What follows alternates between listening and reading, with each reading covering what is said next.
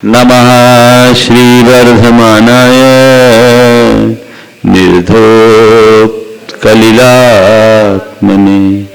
शालोकानां त्रिलोकानां यद्विद्यादर्पणायते। चलिए हम आज 71वें कारिका में आ रहे हैं। कल कहा गया था कि दिग्व्रत को धारण करने वाले मर्यादा से बाहर के क्षेत्र में सूक्ष्म पापों से भी रहित होने के कारण उनके अनुव्रत भी पंच महाव्रत की परिणति को प्राप्त कर लेते। अब वह क्यों करती है ऐसा? अनुव्रत पंच महाव्रत की परिणति को क्यों प्राप्त करते हैं? अगला 71 प्रत्याख्यान तनुत्वान प्रत्याख्यान तनुत्वान प्रत्याख्यान तनुत्वान मंदतरा शरण मोह परिणामः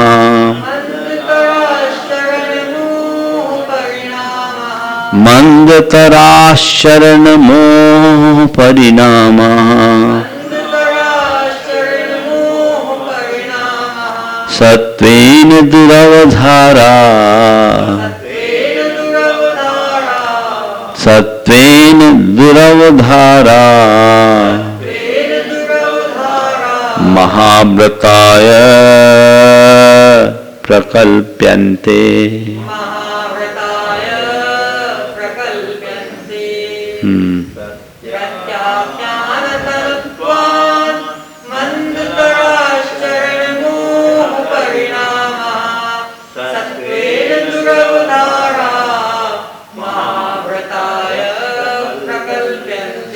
बोलो रुपये प्रत्याख्यान तनुत्वान मंदतराश चरण मोह परिणामा सत्वेन दुरवधारा महाव्रताय प्रकल्पयन्ते। प्रत्याख्यान तनुत्वान, प्रत्याख्यान कषाय क्रोध मान माया लोभ। तो प्रत्याख्यानावरण क्रोध मान माया लोभ के तनुत्वान, तनुत्वान यानी तनुत्वात अत्यंत मंद उदय होने से, प्रत्याख्यान कषाय के अत्यंत मंद उदय होने से, मंद उदय होने से प्रत्याख्यान तनुत्वात प्रत्याख्यान कषाय के यानी प्रत्याख्यान क्रोध मान माया लोभ के मंद तनुत्वात यानी मंद उदय से, मंद उदय से मंद तरह चरण मोह परिणामा, मंद तरह अत्यंत मंद अवस्था को प्राप्त, चरण मोह परिणामा चारित्र मोह के परिणाम। कैसे?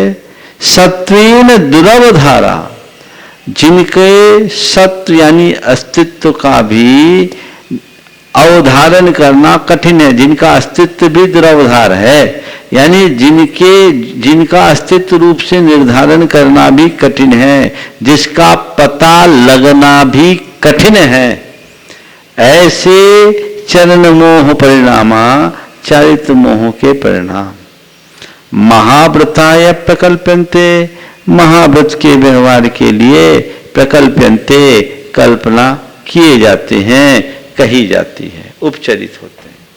क्या हुआ?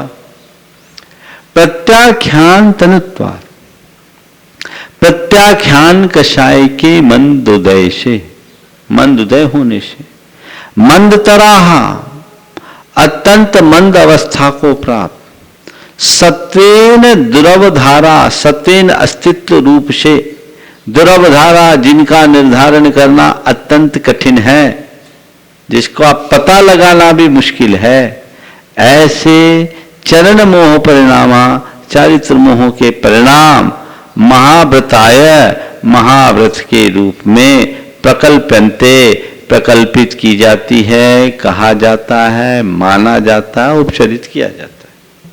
समझ में आ गया? अब क्या हुआ? अनुव्रत महाव्रत हो गया। क्यों हुआ? क्योंकि महाव्रत को रोकने वाली कषाय है प्रत्याख्यान। कौन कषाय है? प्रत्याख्यान कषाय का उदय होता है, इसलिए महाव्रत नहीं होता। लेकिन जिनके इस प्रत्याख्यान कषाय का उदय अत्यंत मंद हो गया, इतनी मंदता को पहुंच गया कि उसका पता लगाना भी पता नहीं, संभव नहीं है। समझ गए? तो अत्यंत मंद हो जाने से जिसका पता लगना भी कठिन है, तो उसको क्या कहा जाता है? महाव्रताय प्रकल्प्यन्ते। 103-4 डिग्री तक का बुखार था, तब तक तो बुखार दिख रहा था।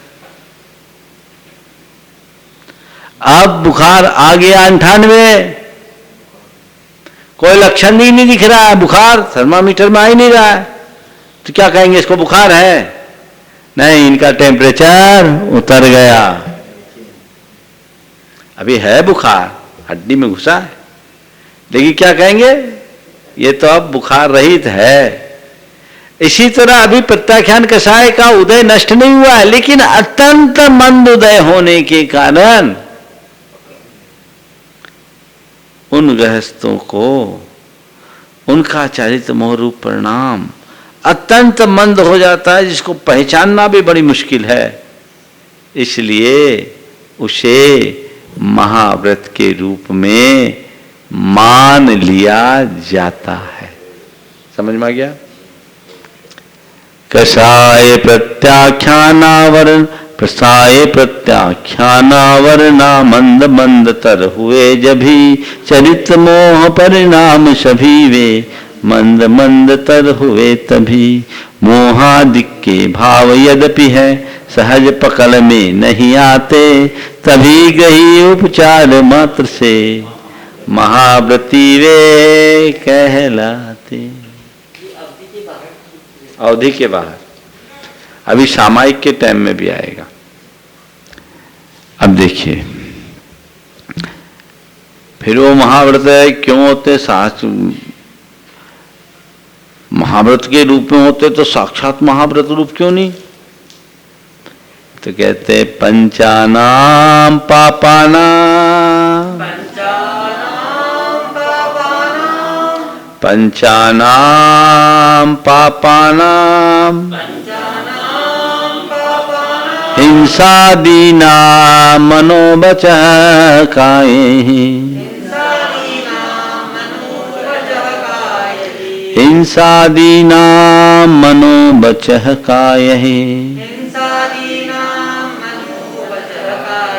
कृतकारितानुमोदयेत्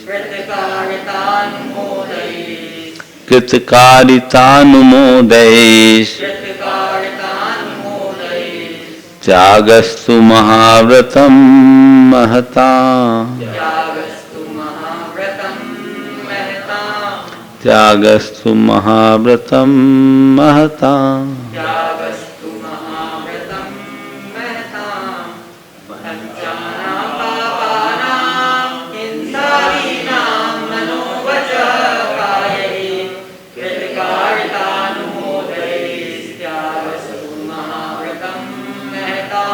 महाव्रत क्या है? जिसको महान लोग पाले। हर किसी के बस की बात नहीं है। आचार्य कुंद ने महाव्रत की बड़ी सुंदर व्याख्या दी है। साहंत जम महल्ला साही पुब्बम च जम महल्ले ही जम च सहम महल स्वयं महल्लम महबया इत्ते थाई। जिसे महान पुरुष साधते हैं, अतीत में तीर्थंकर आदि महान पुरुषों ने जिसका साधा है, जो स्वयं महान है, इसलिए उनको महाव्रत कहा जाता है। तो यहाँ महाव्रत है, वो महाव्रत मुनियों का होता है। यहाँ पर हम इन्हें उपचार से महाव्रत कह रहे हैं, यथार्थ में नहीं। क्यों? महाव्रत कब है? हिंसादीनाम पंचानाम पापानाम, हिंसादिक पांचों पापों का, मनोवचः काये, मन वचन काय से, कृतकारितानुमोदय, कृतकारित अनुमोदन से, त्याग है त्याग, महताम, महान मुनियों का, महापुरुषों का, महाव्रतम, महाव्रत होता है। पांचों पापों का, हिंसादिक पांचों पापों का मन वचन काय और कृतकारित अनुमोदन से त्याग करने पर महापुरुषों का महाव्रत होता है। तो महाव्रत का मतलब 5 पाप का मन वचन काय कृतकारित अनुमोदन से त्याग। तो जहां रह रहा है वहां तो ये 5 पाप कर रहा है, लेकिन दिग्व्रत की सीमा के बाहर मन वचन काय कृतकारित अनुमोदन से रहित हो गया तो उस क्षेत्र के लिए वो महाव्रती हो गया, वहां उसको कोई लेना देना नहीं। समझ में आ गया? हाँ, आश्रय है, टीवी कनेक्टिविटी जुड़ी, जहां से अब तो इंटरनेट है, यहां बैठे पूरा संसार जुड़ा हुआ है। संचार के साधन जब तक कम थे तब तक सबसे जुड़ना नहीं था। आज भी ऐसी जगह पहुंच जाओ जहां कोई कनेक्टिविटी नहीं है तो देखो कितने निराकुल रहो, अगर मन साधा हुआ है तो। और बाकी चीजें तो आजकल चलती है संसार में।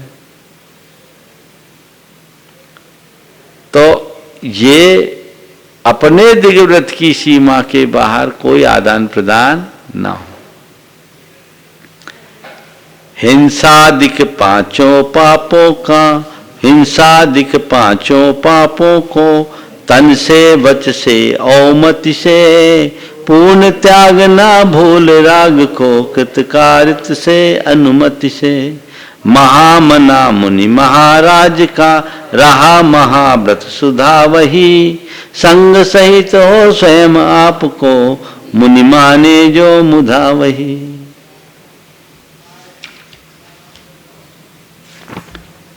एक और ले ले, अतिचार। ऊर्ध्वाधस्तातिर्य, ऊर्ध्वाधस्तातिर्य व्यतिपातः क्षेत्र वृद्धिरवधीना,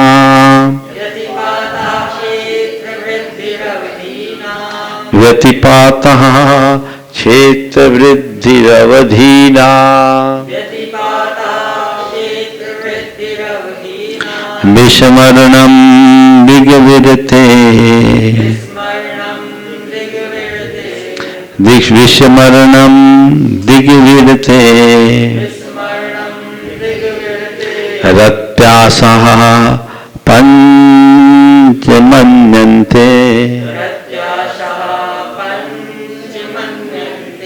रत्यासा पंचमन्यन्ते। बोलिए।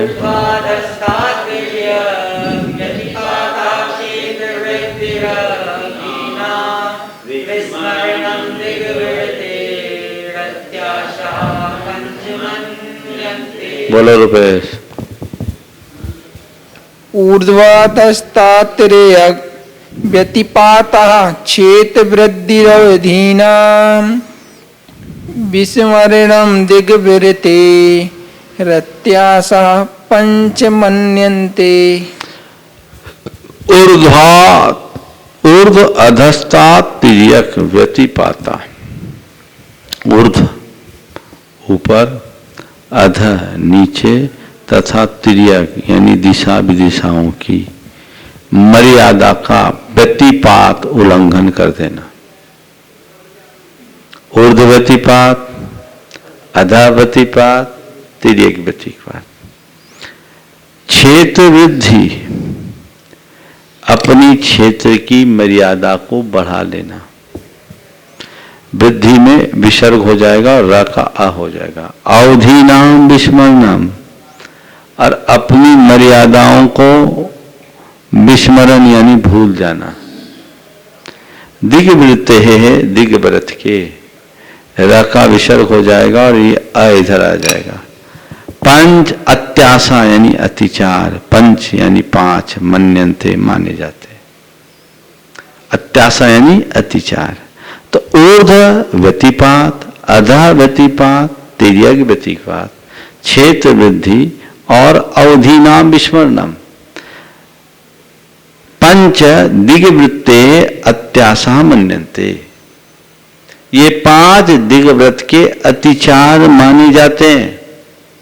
ऊर्ध्व व्यतिपात, हमने सीमा बनाई 5000 फुट तक जाना है और हमने 5000 फुट को क्रॉस कर दिया। सामान्य रूप से आजकल हवाई जहाज कितनी हाइट पर उड़ते हैं? 30,000 मैक्सिमम, जो भी है। तो हमने लिया, अब पता नहीं किया, हमने हाइट तो बना दी, अब वो हमारा विमान उस एरिया में घुस गया, तो ये ऊर्ध्व व्यतिपात। अधो व्यतिपात, हमने सोचा था नीचे 100 फुट, 200 फुट, 300 फुट जाएंगे, अब समुद्र तट पर गए, एक सबमरीन के माध्यम से गोता खाने चले गए और चले गए 1000 फुट नीचे, अधो व्यतिपात। तिर्यक, हमने इधर उधर की दिशाओं में सोचा था, इधर 100 किलोमीटर, 200 किलोमीटर, 1000 किलोमीटर, 2000 किलोमीटर जाएंगे, उसका उल्लंघन कर दिया, ये तिर्यक व्यतिक्रम। तो ऊर्ध्व व्यतिपात, अधो व्यतिपात और तिर्यक व्यतिपात यानी ऊपर की दिशा की सीमा का उल्लंघन, नीचे की दिशा की सीमा का उल्लंघन और अन्य दिशा विदिशाओं की सीमा का उल्लंघन, ये 3 प्रकार का व्यतिपात हुआ। लेना आज तो ही लेना चाहिए, इसलिए तो बोल रहा हूं, आज तो लेना है तो दिग्व्रत तो बढ़ा लो, देशव्रत छोटा करो। आज अगर आप किसी से फोन पर भी बात कर रहे हैं तो संपर्क आपका हो गया ना, है ना, तो वो तो कनेक्शन तो बना ही रहता है। इसलिए अपने आप को पूर्ण मुक्त करना है तो तब सब विकल्पों से मुक्त हो जाओ, न लेना न देना, मगन रहना। तो ऊर्ध्व व्यतिपात, अधो व्यतिपात, तिर्यक व्यतिपात। अब लालच बस क्षेत्र बढ़ा लेना, अरे पहले लिया था, अच्छा मौका है, थोड़ा बढ़ा लो, ये क्षेत्र वृद्धि। और यही भूल जाना हमारी मर्यादा क्या थी, अवधि नाम विस्मरण, विस्मृति। तो ऊर्ध्व व्यतिपात, अधो व्यतिपात, तिर्यक व्यतिपात, क्षेत्र वृद्धि और विस्मरण, ये दिग्व्रत के 5 अतिचार है। तो जब जो भी दिग्व्रत की सीमा हो उसके भीतर हमें इसी तरीके से रहना चाहिए। अनुवाद। ऊपर नीचे आजू बाजू सीमा उल्लंघन करना, किसी प्रलोभन वश निर्धारित सीमा संवर्धन करना, प्रमादवश कृत सीमा की स्मृति विस्मृत करना मूल रहे। आगम कहता सुनो 5 ये दिग्व्रत की है, सूले रहे। हो गया, इतना ही रखें।